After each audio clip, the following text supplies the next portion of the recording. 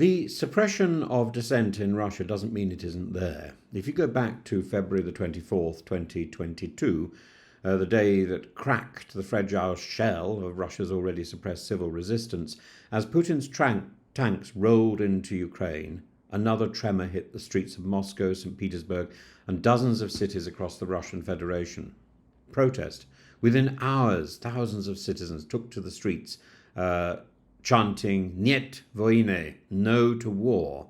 But unlike earlier protests over pensions, the environment, or local corruption, this wave met something more brutal than usual repression, the swift crush of state terror dressed as law and order.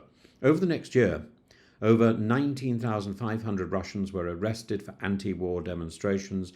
In 2022 alone, 90% of anti-war protests were met with force, batons, tasers, prison cells, and new laws ensured that even calling it a war could land you behind bars for 15 years. Of course, Putin broke his own law.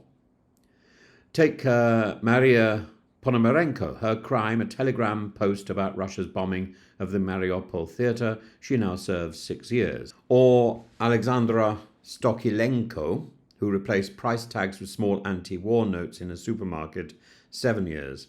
And let that sink in. This isn't simply authoritarianism, it's engineered silence, a regime terrified not of bombs but of words. And silence isn't absence. Protest didn't die, it mutated, it went underground. Street rallies have dwindled, yes, but they've been replaced by subtler forms. Flower laying at monuments, blank placards, coded messages in art, supermarket price labels swapped for truth.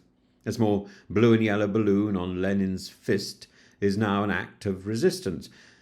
Women have often led this resistance, not with slogans, but with sobering defiance. The feminist anti-war resistance network has kept protest alive in atomized, ingenious forms that the state finds hard to police without appearing utterly absurd. Yet, while anti-war voices are silenced, the Kremlin stage manages patriotic theatre. Pro-war rallies flourish, often organized by the very state that fears dissent.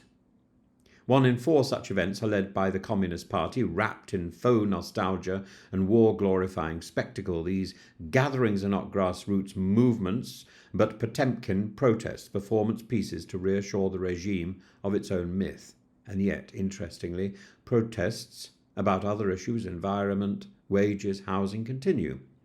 The state tolerates these selectively, almost strategically. A teacher can protest unpaid wages, about unpaid wages. A community can march against a toxic landfill, but let someone say Ukraine and they disappear. This strategic tolerance is not mercy, it's misdirection. The illusion of civil space to hide the vacuum of political freedom. So what now? The exiled opposition, Navalny's FBK, Khodorkovsky's media networks remains dislocated, inspiring but ultimately impotent. As Maxim Katz bleakly puts it, none of them will influence Russian politics if the opportunity arises. Indeed, change may come if it comes, but from within. From young Russians unscarred by the dysfunction of the old opposition, people like Olesya Krivtskova, who now rejects both Putin and Navalny-era elites in equal measure. These are not nostalgic Democrats. They are post-Soviet, post-Soviet, born under Putin but not loyal to him. And Russia is not silent because it's content, it's silent because it's terrified. A generation is being raised on fear, atomized by surveillance, anesthetized by propaganda, but history reminds us silence is not consent.